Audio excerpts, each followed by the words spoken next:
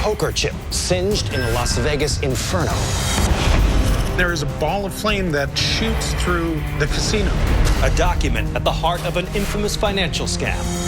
If one goes down and looks at the signature, the bells go off. And a sword believed to make its owner impervious to enemy fire. He had been protected by the hand of Providence. I'm Don Wildman. Join me on a journey across the United States as we go deep into the vaults of the nation's most revered institutions, unearthing wondrous treasures from the past, extraordinary artifacts, and bizarre relics, each with a shocking story to tell and a secret to be revealed. These are the mysteries at the museum.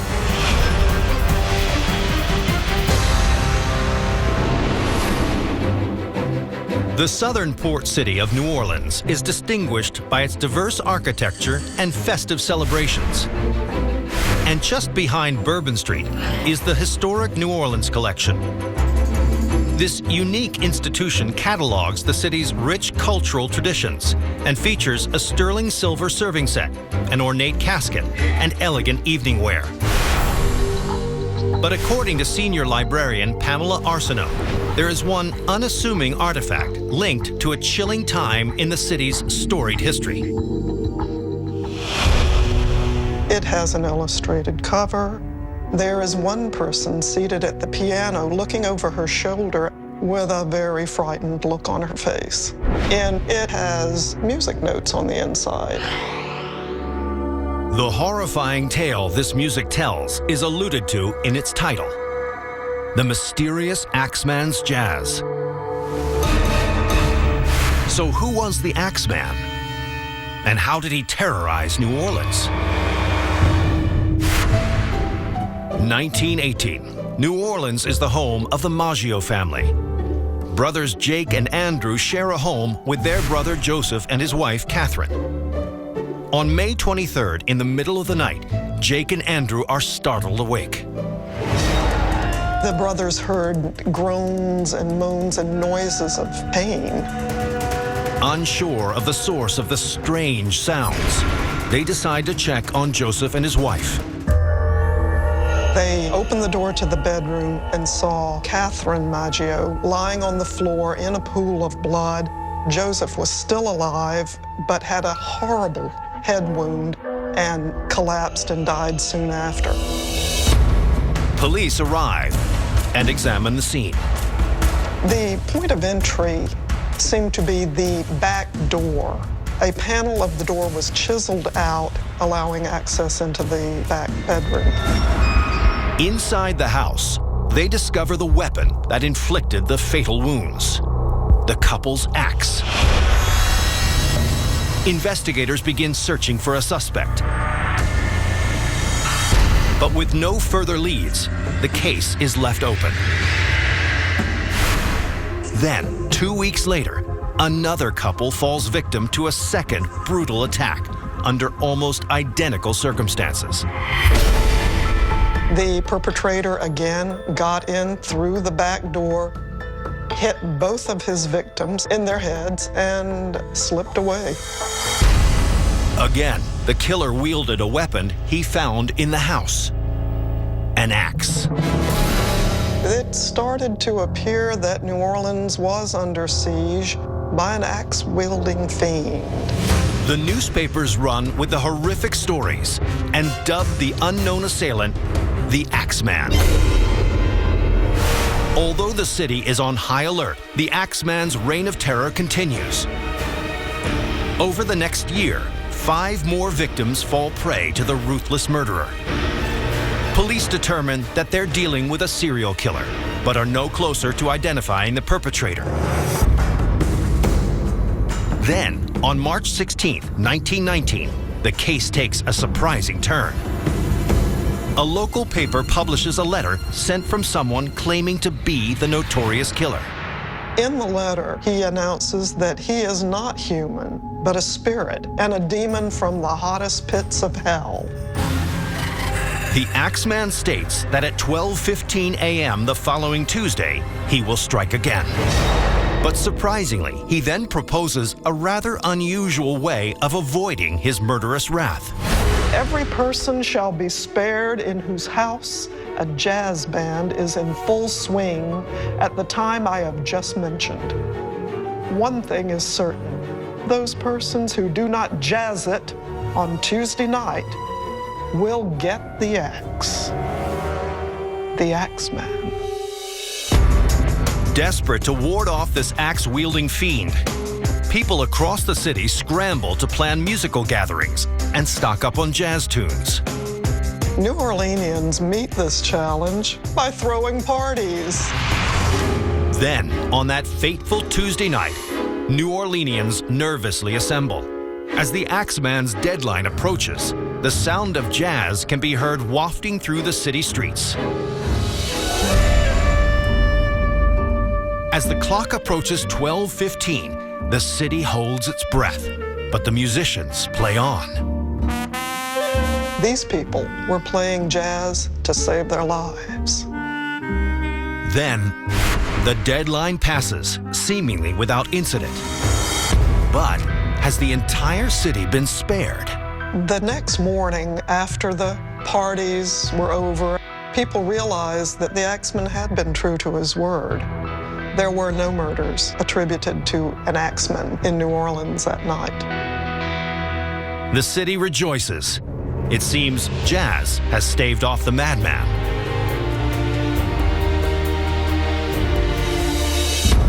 Over the course of the next year, the Axeman would go on to attack 3 more victims before suddenly disappearing. In the wake of the frightening events, a local jazz composer named Joseph John Davila pens a song to capitalize on the Crescent City's obsession with the enigmatic killer. He comes up with The Mysterious Axeman's Jazz. The new score is a success, reminding all who hear it of what was once a terrifying time. And although the tale lives on through Davila's tune, nearly a century later, the identity of the Axeman remains a mystery.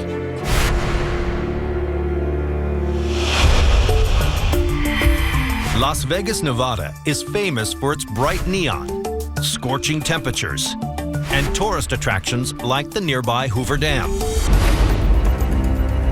But just a short drive from the Strip is an institution that tells the story of this region's transformation from a frontier settlement to a gambling mecca, the Clark County Museum. Here on its sprawling campus, visitors can explore a replica of a ghost town, as well as the actual candlelight wedding chapel, which once played host to thousands of quickie weddings. But amidst these oversized exhibits is one very small and seemingly ordinary artifact. It's round, it's only about 1.5 inches in diameter, the sort of piece that anybody would think of as just common. But a closer look at this poker chip reveals its seared plastic edges. According to museum administrator Mark Hall Patton, it's a reminder of one of the darkest days in Las Vegas history. It ties very directly to an amazing tragedy that went on to completely transform the United States. To what horrific disaster did this simple poker chip bear witness? And how did it change the country forever? Las Vegas, Nevada, November 21st, 1980. It's morning at the MGM Grand, one of the city's most opulent buildings. Just after 7 a.m., a hotel employee notices smoke coming from a restaurant called The Deli, which is located next to the casino. He walks around the corner and sees a wall of flame behind one of the deli counters. He calls security and says, "Call the fire department, we have a fire." It takes only moments for the fire department to arrive, but it's already too late. Within a couple of minutes, there is a ball of flame that shoots through the casino. There are people that are actually in the casino. They don't have a chance. With the casino engulfed in flames, all thoughts turn to the approximately 4,500 hotel guests in the floors above. But the fire department's 9-story ladder can't reach those trapped in a towering 26-story hotel. You've got thousands of people that need to be evacuated and no way to do it. By 8:30 a.m., 20 helicopters are dispatched to the site. And they were pulling hundreds of people off the roof of the MGM Grand. They'd ferry them down to the ground and then go back and get more. By 9 a.m., firefighters have the inferno under control, and rescue workers try to make sense of the human cost of this tragic disaster. There are 679 injured and 85 dead. Since only a handful of people were gambling at the time of the fire's early morning outbreak, relatively few bodies are found on the casino floor. The real death toll occurs on the floors above in the hotel portion of the MGM Grand. In fact, of the 85 killed, 61 died in the hotel towers. Now, as Las Vegas reels from the worst fire in its history, investigators want to know, how did this blaze spread so quickly? And why did the majority of the deaths occur so far from the source of the fire?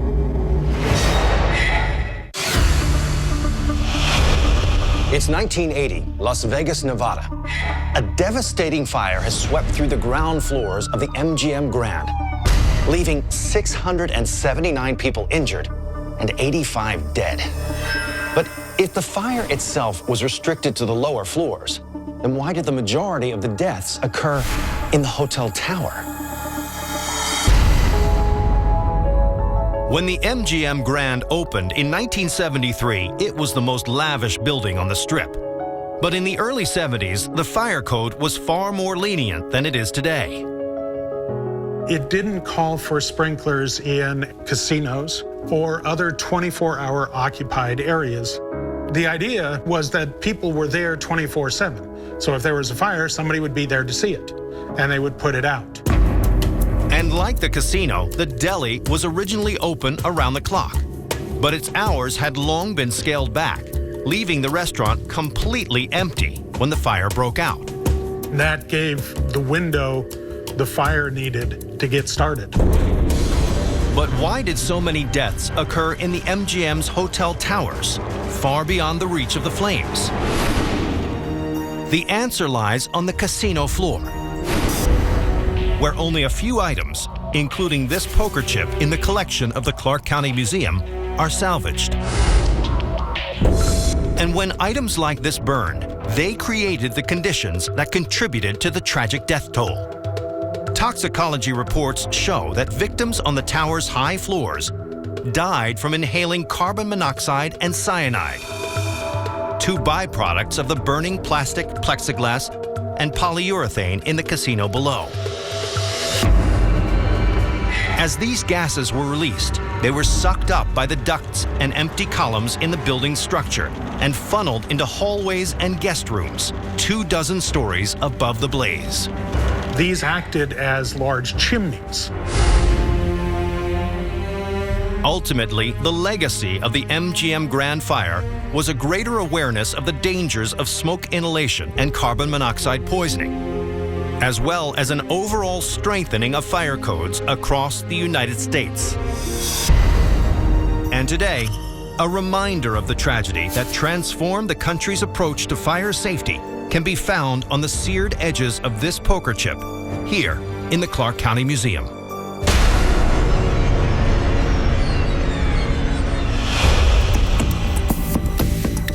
Oberlin, Ohio is home to the renowned liberal arts college of the same name. And on this stately campus, the Oberlin College archives contain troves of documents related to this city's 179-year-old history. But as historian John Grabowski can attest, there's one item in this collection that tells a tale bigger than its small size may suggest. The piece of paper is about 2 by 6 inches in dimension. It's a light brown, it's aged slightly, it's written in ink. At first glance, it wouldn't get noticed, but if one looked at the date and then looked at the amount, then it becomes something really different because the amount is so significant.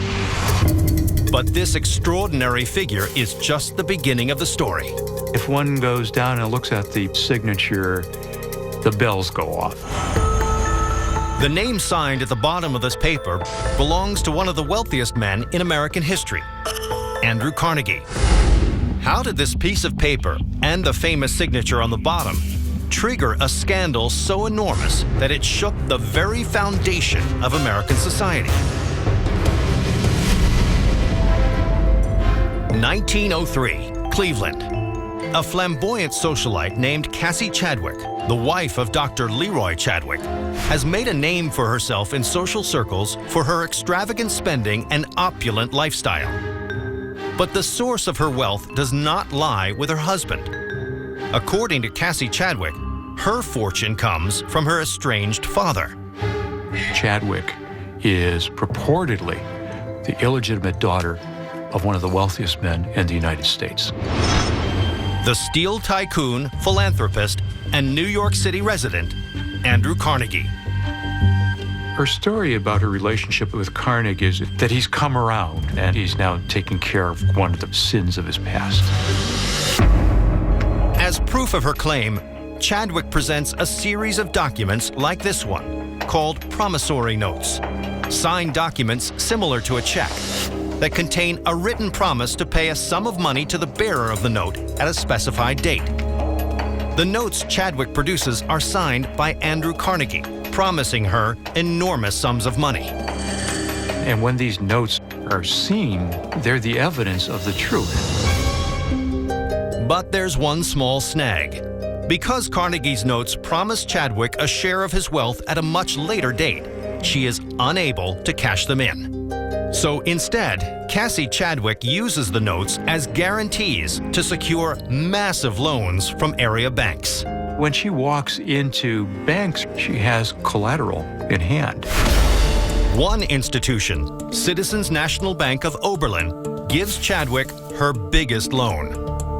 She manages to get nearly $250,000. Then, in November of 1904, nearly 2 years after securing her first loan, Chadwick receives yet another from a banker in Boston. But when he learns how much she has already borrowed from Ohio banks, he has second thoughts. He asks for his money back, and Cassie can't pay him back. In fact, Chadwick has spent nearly every dollar she's ever had. And the news that the illegitimate daughter of Andrew Carnegie can't repay her loans spreads like wildfire. Anybody who is holding a note from Cassie Chadwick gets very, very nervous. That includes the depositors of Citizens National Bank of Oberlin, who realize that the bank has loaned Chadwick their money. Money it cannot get back. There are not enough assets to pay back depositors to the bank. The bank collapses, it fails. That collapse propels the tale of the illegitimate daughter of Andrew Carnegie into the American spotlight. What had started maybe as a local story in Ohio and in Boston becomes a national story. And the news permeates the walls of the Carnegie Mansion on Fifth Avenue. Then Andrew Carnegie himself makes a stunning announcement. Carnegie issues a statement. I have never heard of or saw Mrs. Chadwick. Carnegie had a reputation as an ethical, honest, straightforward guy. Most Americans take Carnegie at his word. But now the nation wants to know, who is Cassie Chadwick? And how did she get these notes?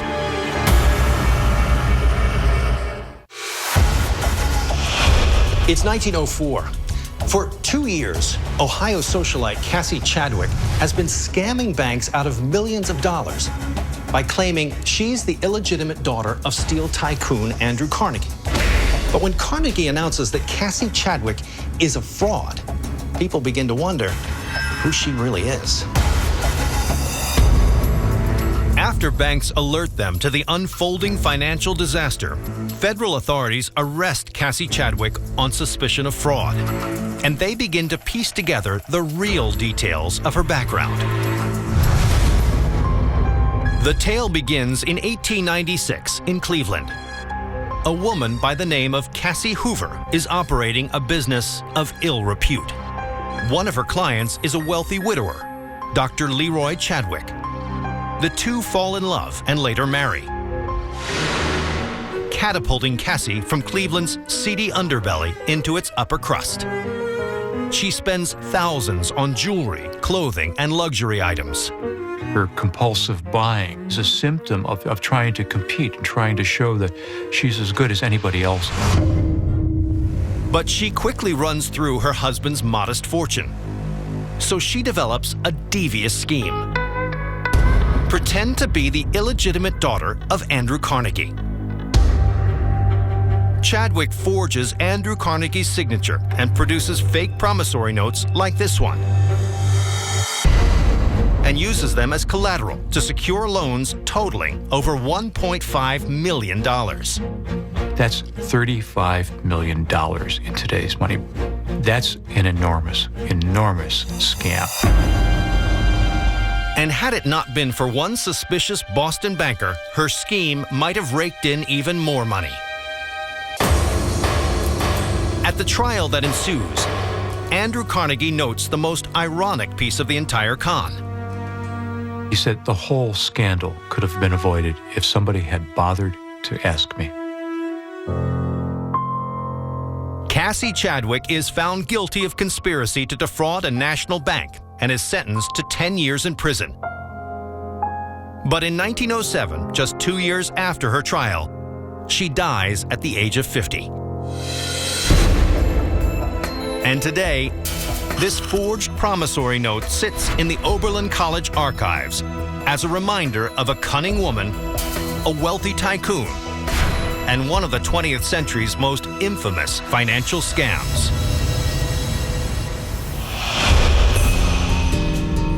Amidst the expansive farmland of northeast Minnesota is the city of Warren, home to the Marshall County Historical Society Museum. The collection aims to preserve the traditions of life in the Midwest and features a unique assortment of vehicles, including a turn-of-the-century Hart-Parr tractor and a 1912 Maxwell. But there's one car here that, according to historian Kent Broughton, tells a story that is literally out of this world.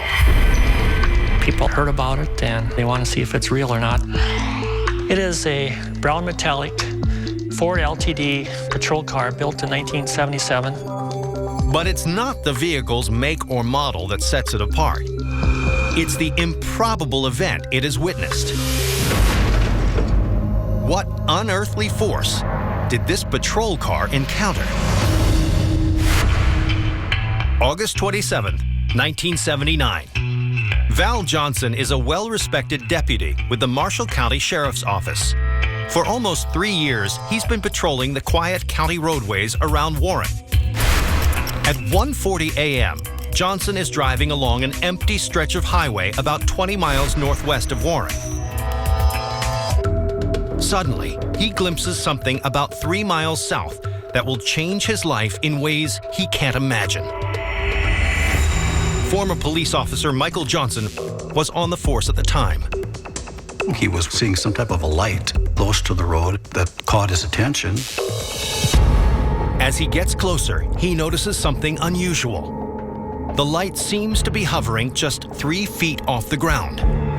This is like no aircraft Johnson has ever seen. Then the light begins moving rapidly. And suddenly Johnson realizes it's coming right at him. In an instant, he's surrounded. It was very, very bright. It blinded him. And before he can determine what's happening, Johnson blacks out. 40 minutes later, he comes to. Woozy, he radios into the Marshall County Sheriff's Office asking for backup. 407, what's the problem? I don't know. Someone just hit my car. I don't know how to explain it. Strange. The sheriff and another officer rush to the scene. The responding deputy asked him what happened. All he remembers is the sound of glass breaking and then his brakes locking up. When the officers examine the car, they discover some perplexing clues. The windshield is shattered, and the inside headlight on the driver's side is broken, while the others remain intact. But the damage is not limited to the front of the vehicle. The rooftop antenna was bent at a 60-degree angle, and the rearmost antenna was bent at 90 degrees. That's what was really strange. Then the officers begin searching for signs of a collision. But all they can find is broken glass from the headlight. Something struck him, yet there was no debris to see. There was nothing that he would have hit. The officers are baffled. What was it that struck Johnson's patrol car and knocked him unconscious? In 1979, Warren, Minnesota deputy Val Johnson is on routine night patrol in his squad car when he encounters something baffling. A blinding light that damages his vehicle and knocks him out cold. So what could have caused this bizarre incident? In the wake of the mysterious crash, the sheriff's department considers the possible causes of the accident. One theory is that Johnson was blinded by the oncoming lights of a vehicle that struck his car. But there is no evidence of direct impact. In a normal car accident, the damage would have been more prevalent, like a smashed fender if you had hit some other vehicle. But the damage was from the front of the car to the rear of the car. Others believe Johnson may have seen a small airplane, but the Federal Aviation Administration has no records of planes in the area at the time of the incident. While his memory remains hazy, Val Johnson has an inkling of what he may have encountered. He did say that he felt he was coming upon something that somebody didn't want him to see and wanted to neutralize him. Some even begin to wonder, could Johnson have stumbled upon an alien spacecraft? It was something that was beyond their realm of understanding, so they started making some phone calls. The sheriff seeks the help of Alan Hendry, an astronomer and investigator for the International Center for UFO Studies. Hendry flies up to Warren the next day and looks at the car, studies the damage, and thinks it's very unusual. Determined to find an answer, Hendry brings in a glass expert from the Ford Motor Company, who makes a shocking discovery. The glass in the windshield was shattered in such a way that they said a force went in and came back out the same way. Hendry then calls upon experts from the engineering firm Honeywell to examine the antenna. They could not find any breaks in the metal. They didn't believe the antennas were bent by being hit by an object because there was no signs of any impact. Honeywell determines that the bends were caused by a high-velocity air blast over the fast-moving car. But what could have created such a powerful blast of air? Despite the compelling evidence, Hendry cannot offer a definitive conclusion. He declares it a truly anomalous case with unusual clues. The source of the light that surrounded Johnson's vehicle remains unidentified. An unidentified flying object. There's something out there that's unexplained. This still has people baffled. And over 30 years later, curiosity seekers still flock to the Marshall County Historical Society Museum, where Johnson's vehicle remains. Now known as the UFO car, it offers a physical link to one of the nation's most bizarre and unexplained encounters. Boston, Massachusetts. Nestled inside this historic metropolis is a grand and stately institution that pays tribute to the city's revolutionary roots. The Boston Athenaeum. Founded in 1807, it provides visitors with a world-class collection of art, sculptures, and lithographs. But there's one item kept under lock and key by curator of rare books and manuscripts, Stanley Cushing, that is only available to those who make a specific request to see it. It lives in our locked stack in a custom-made box. It is 6 by 9 inches, and it's covered in a soft-feeling leather. And printed on the cover is a mysterious epigram written in an ancient language. It says, Hic liber Waltonus, cute compactus est. What macabre secret does this curious Latin phrase reveal about this tiny book and the shocking tale that lies within? 1833. Boston is a thriving port, but it's also a haven for criminals. One of the city's most prolific crooks is James Allen. Allen, who also goes by the alias George Walton, has gained a notorious reputation for robbing Boston's wealthy elite. If you had a crime, you might think of, oh, maybe it was James Allen who did it. Allen's trademark crime is also his most basic: holding people up at gunpoint. And he has his sights set on one particularly wealthy local businessman. There was a man that he was watching named John Fenno, who had what seemed like a fat wallet. So one day, Allen waits patiently on a rural road in Chelsea. When he sees Fenno and his business partner approach, he makes his move. All of a sudden, James Allen leapt out and aimed his pistol at them. Fenno's terrified companion flees in panic. But then, things take a sudden and unexpected turn. Instead of handing over his wallet, Fenno leapt on James Allen. James realized he had to use his gun. Fenno falls to the ground, and Allen makes his getaway. But moments later, Fenno is shocked to discover that miraculously, the bullet ricocheted off his suspender buckle. Shaken from his encounter, but imbued with resolve, John Fenno vows to catch the man who attacked him. Mr. Fenno wasn't going to put up with this. The businessman goes to the police. His description of the man who nearly killed him leads them directly to James Allen, who is promptly arrested. Allen is tried and sentenced to 20 years in prison for the attempted robbery of John Fenno. Languishing in prison, Allen contracts tuberculosis, and his health rapidly deteriorates. As he contemplates his imminent death, he becomes obsessed with the man who thwarted his life of crime.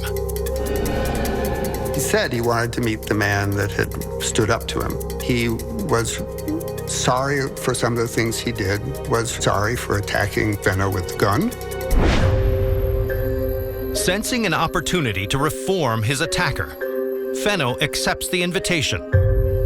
And in the face-to-face exchange, the businessman urges Allen to repent for his crimes. The meeting has a huge impact on the ailing thief, prompting him to write a memoir of his life. Perhaps he saw it as a cautionary tale for other young people who might get into crime. Then, soon after composing his memoirs, James Allen succumbs to tuberculosis and dies at the age of 28. But the tale of one of Boston's most infamous criminals has one final shocking twist.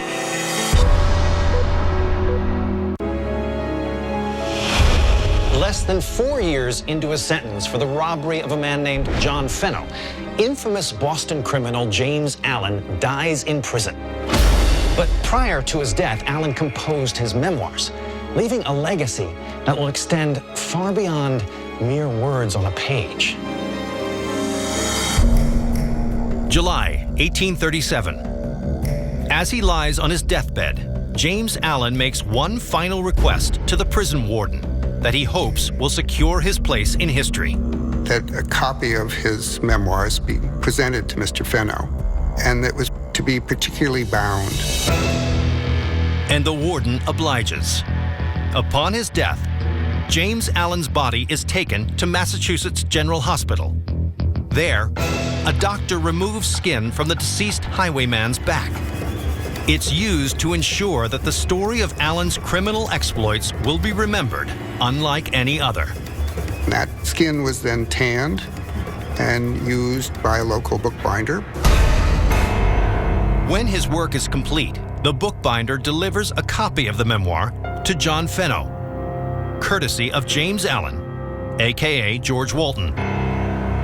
When Fenno reads the phrase on the cover, he is shocked by the grim nature of the gift he has received. The Latin on the front board, hic liber Waltonus cute compactus est, really translates as this book is bound in the skin of Walton. For years, the gruesome relic remains in the Fenno family library until it is donated to the Athenaeum in 1905. Today, this macabre reminder of the life of one of the city's most notorious criminals remains locked inside the Boston Athenaeum, waiting for curious visitors to discover its shocking secret for themselves. Columbia, South Carolina. This southern capital still remembers its prominent role in the Civil War, honoring military leaders and soldiers with monuments across the city. And in the center of town is the Confederate Relic Room. Founded in 1896, it is home to a collection of period uniforms, tattered flags, and antique sidearms. But according to curator Joe Long, among these battle-scarred artifacts is one item that spawned a deep and mysterious legacy. Forged of steel, standard model 1850. It would have been 36 inches long at the time, but was dramatically sheared off. What happened to the sword? And what powers did it bestow upon the man who once wielded it? June 30th, 1862, Frazier's Farm, Virginia. With Confederate and Union soldiers locked in heated battle, Southern troops turned to one man, the 26-year-old Brigadier General Micah Jenkins. Micah Jenkins was regarded as a rising star of promise in South Carolina. As the commander of the Palmetto Sharpshooters, Jenkins has gained a reputation for bravery and valor. Micah Jenkins was dedicated to his men. It was his duty, his responsibility to lead them and to lead from the front. And that puts you in the thick of the fight. And in the midst of this battle, cannon fire and shrapnel fly directly at the young Brigadier General. His horse was killed. Even the bridle reins that he held in his hands were cut by shot. But as the dust settles, Jenkins emerges alive and unharmed. And it seems that his scabbard and sword protected him from enemy fire. The sword inside the scabbard had been sheared off cleanly by the canister shot. Micah credits his survival to something much greater than cunning skill or good fortune. Micah Jenkins would write home to his wife that he had been protected by the hand of Providence on the battlefield that day. Jenkins' battered scabbard and broken sword become a tangible symbol of this divine intervention. And with a Bible in one hand and his sword in another, he makes a bold prophecy. I cannot be killed by Yankee bullets. Jenkins' audacious claim is put to the test 1 month later when he's badly wounded at the Second Battle of Bull Run. But when he recovers and returns to the battlefield, rumors of his invulnerability spread throughout the ranks. Then, in January of 1864, Micah Jenkins leads his men to victory at the Battle of Hillsborough Crossroads. Once more, he's in grave danger, but is apparently insensible to it and emerges completely unscathed.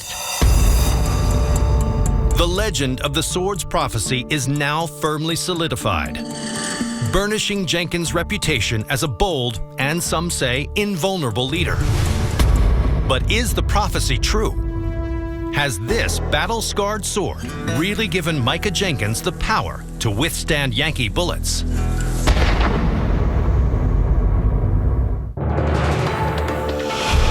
Virginia, 1864. A brigadier general in the Confederate Army named Micah Jenkins believes that his battered sword has the power to shield him against Yankee bullets. Now, as the Civil War reaches its climax, will Jenkins' unlikely claim be proved true? In May 1864, Confederate troops take on the Union at the Battle of the Wilderness. By midday, the units are spread throughout the dense Virginia forest. The fighting in the wilderness happened in very thick undergrowth. There's a lot of cover, but there's also a lot of confusion. During a lull in the fighting, Jenkins discusses strategy with General Joseph B. Kershaw as they attempt to regroup their scattered units. Then one of the men notices a discarded Union flag and picks it up as a trophy from the day's battle. Suddenly, the temporary calm of the wilderness is shattered. Micah Jenkins is hit directly in the head and falls to the ground. In the chaos, amidst the thick vegetation, it's almost impossible to tell where the shots came from and who fired them. The South Carolina riflemen prepare to return fire, but General Kershaw rides among them shouting, "Don't shoot, don't shoot, they're friends." The troops who have fired on them were a group of Confederates. Brigadier General Micah Jenkins, rising star of the Confederacy and the inspiring leader of the Palmetto Sharpshooters, is dead. The Palmetto Sharpshooters were shocked and dismayed that their beloved leader had been struck down. The valiant soldier, who famously stated that he could not be killed by Yankee bullets, was ultimately struck down by a Confederate shot, leaving many to believe that his prophecy was, in fact, true. Today, this damaged scabbard and the sword that prompted a confident claim of invulnerability can be found in the Confederate Relic Room, an eerie sentinel of a prophecy that remains one of the enduring legends of America's Civil War. From a deadly poker chip to life-saving music, a celestial sword to a skin-crawling book. I'm Don Wildman, and these are the mysteries at the museum.